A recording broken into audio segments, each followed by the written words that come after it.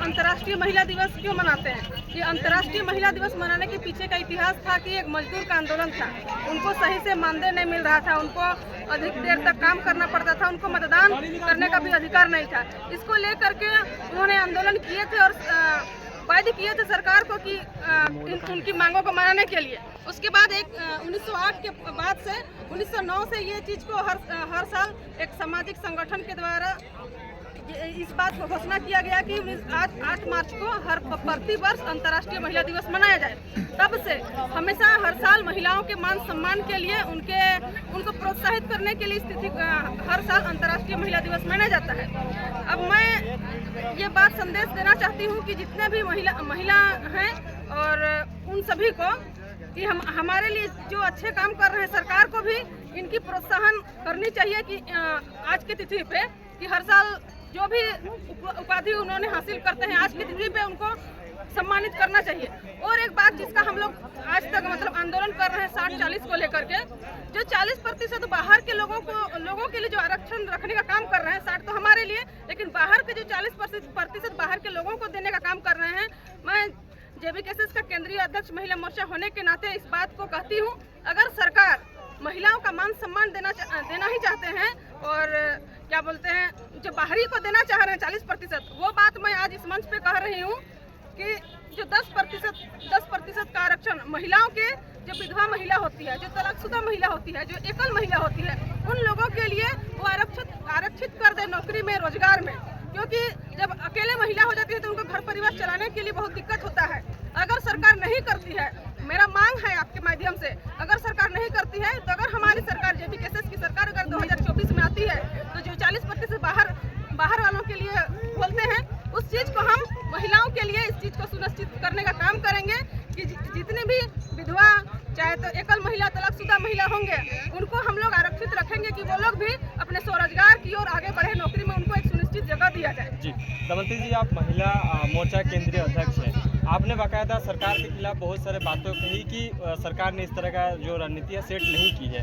क्या JBKSS अगर चुनावी मुद्दे में आते हैं तो महिलाओं को प्रायोरिटी देगा? जिस तरह से अभी लोकसभा, विधानसभा है, उसमें कितना ज़्यादा इस महिला मोर्चा की तरफ से संदेश रहेगा? क्या कुछ उसमें सीमित कोई लिमिटेशन रहेगा कि कितना सीटों पर कुछ उतरने का चांसेस है? सीटों पर लड़ने के लिए हमारा महिला टीम के साथ भी बात हो रहा है। एक दो सीट में जैसे उतरने को लेकर के लोकसभा में उम्मीदवार वो लोग रहेंगे और इसका घोषणा हम लोग जल्द ही करेंगे। मतलब हर सीट से ST SC मतलब हर एक सीटों से जनरल कैटेगरी भी रहेंगे, ST SC भी रखने का हम लोग काम करेंगे और महिला लोगों के लिए भी रखेंगे, ताकि संदेश बढ़िया जाए कि हम लोगों ने किसी को नज़रअंदाज नहीं किए हैं, सबको समान अवसर दिए हैं। और अगर हमारी सरकार बनती है तो जो बात को अभी हमने कुछ देर पहले रखे, उस बात को लागू करने का काम करेंगे। महिलाओं का मान सम्मान अगर देना है तो उनके लिए कुछ जगह सुनिश्चित करना चाहिए।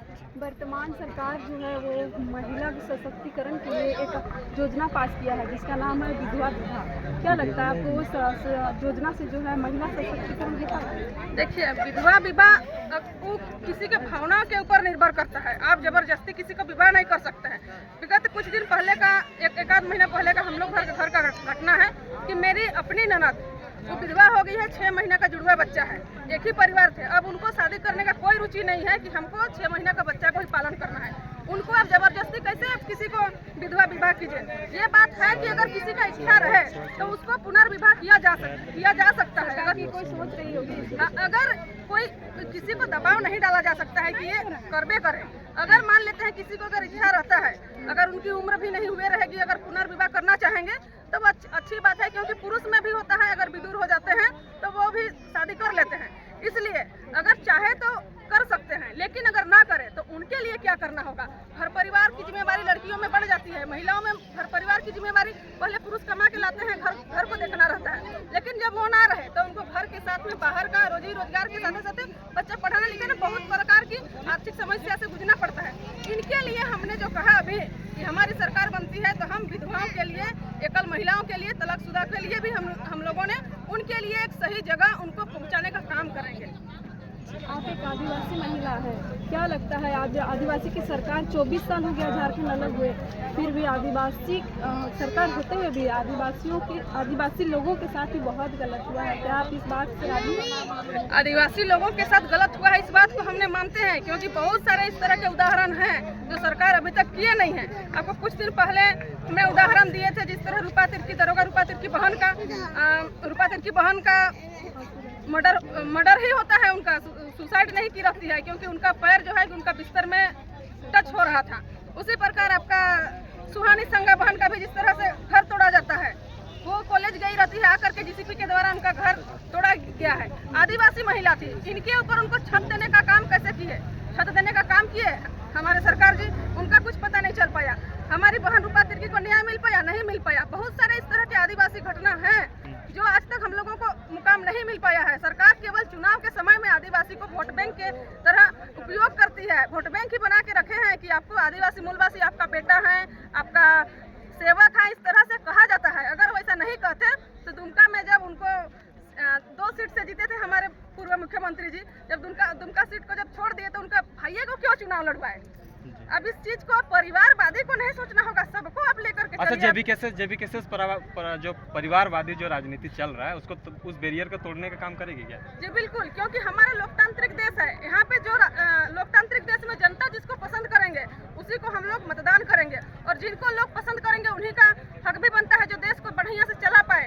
हमारे टाइगर दादा सब तरह से बढ़िया चीज है ना, पढ़ने लिखने हर एक चीज में, क्योंकि उन्होंने आईएससी आपका science, physics, chemistry, math, biology ये सब रख के पढ़े थे, बीएससी भी किए होंगे, लेकिन संविधान की बात को करते हैं, इतिहास की बात को करते हैं। जो चीज पढ़े नहीं है उसको धड़ाधड़ बात रखते हैं। अगर जिस विषय में पढ़ाई किया गया है उसको जब पूछा जाए तो क्या होगा, मतलब वो हर चीज में निपुण है।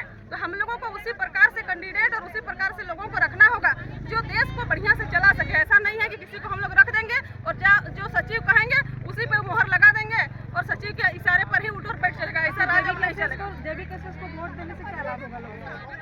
हमारा आंदोलन चल रहा है झारखंड में, अभी तक हमें अपना पहचान नहीं मिल पाया है। कोई बच्चा जन्म लेता है तो उसको 6 दिन में छठी करते हैं, 9 दिन में नारता करते हैं, क्यों उसका नाम दिया जाता है। लेकिन हम लोगों को 24 साल के बाद नाम नहीं मिला है, सिर्फ हम माता की ममता के आंचल पे रहे हैं, मतलब झारखंड की चुनाव में आने से पहले सभी कोई ऐसा ही बात करते हैं, लेकिन चुनाव जब उनको सत्ता मिल जाती है उसके बाद देखिए हम लोग का आंदोलन जो है कि जमीन से उपजा हुआ आंदोलन है। सब जगह गरीब किस्म के लोग हैं, सब दर्द को झेले हुए छात्र द्वारा छात्र आंदोलन किए थे, सिर फट गया था, सड़क आंदोलन, कोई आंदोलन में मतलब कोई अनशन किए थे, कोई पैदल यात्रा किए थे।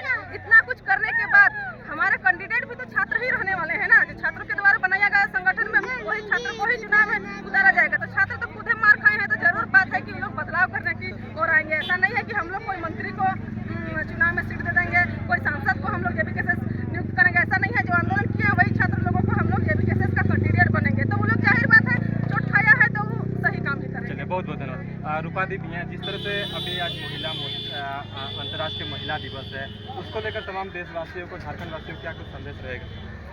आपको जोहार और आपके सभी दर्शकों को मैं जोहार करती हूँ।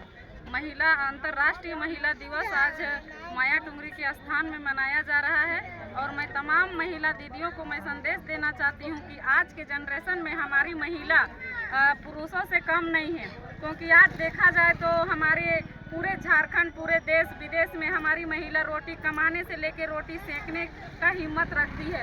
आज देखा जाए तो हमारी महिलाएं 60 टापू पार करने वाली बुल्ला चौधरी, अंतर्राष्ट्रीय में जाने वाली कल्पना चावला, हर जगह से हम लोग की महिलाएं आगे बढ़ चढ़कर ऑटो चलाने से लेके 4 व्हीलर से लेके हवाई जहाज, ट्रेन, हर एक जगह में बहुत बड़ा योगदान रहता है हमारी महिलाओं का।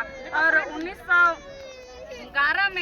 1911 में सबसे मतलब फर्स्ट में स्विट्जरलैंड में हम लोग की महिला दिवस लगभग 1 मिलियन आंदोलन की थी कि हमारे जो 4 दीवारों के अंदर में जो महिला दीदी सबको रखा जाता था, अपने से कम मतलब पुरुषों ने बहुत कम दर्जा देते थे। तो हमारी महिला लोग अभी धीरे धीरे जागरूक हो रही हैं, और पूरा देश में हर जगह, या लोकसभा हो या विधानसभा हो या अपना हक अधिकार का बात हो या अपने जमीन जंगल, हर तरह की मतलब जो समस्या होती है उसमें लड़ने का काम करती है।